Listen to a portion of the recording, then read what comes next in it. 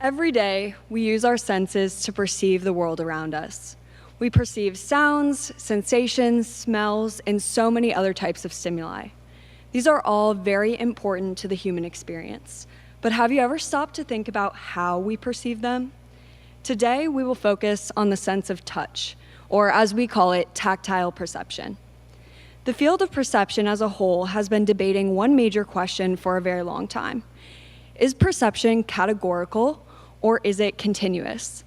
The categorical model of perception focuses on grouping certain types of stimuli into discrete categories. For example, in tactile perception, you might group things by body part. The arm is a different category than the hand, and the wrist is the boundary that divides the two.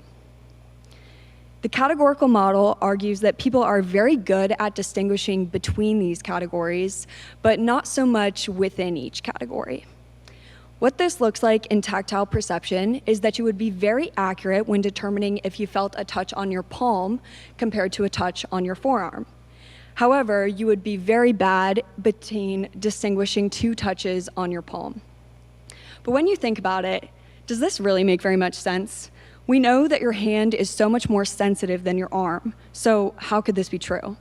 Well, it might not be true.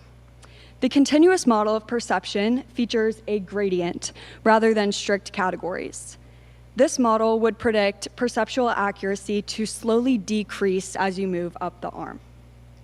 In my experiment, I adapted a few different classic discrimination tasks to determine people's ability to distinguish between tactile stimuli at points along a continuum from their palm to their forearm. Participants were seated and blindfolded with their left arm laid out on a table in front of them.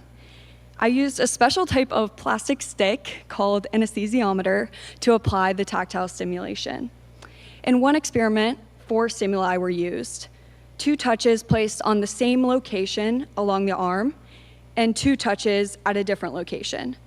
Participants were tasked with determining which pair was the same.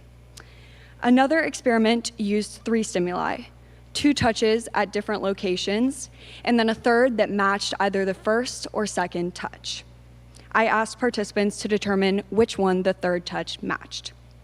People were very good at these tasks when the touches were placed on their palm or their wrist, but they performed very poorly at the arm. Why? Well, this is likely due to the density of sensory receptors.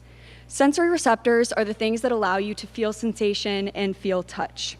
Humans have about 17,000 of these in their palm, and much less in their forearm. Since people performed very accurately at the hand and at the wrist, and not as well on the arm, this evidence supports a continuous model of perception rather than the previously believed categorical one. With this new framework, we will be able to improve our understanding of tactile perception across the human body and do more accurate studies in the future. Thank you.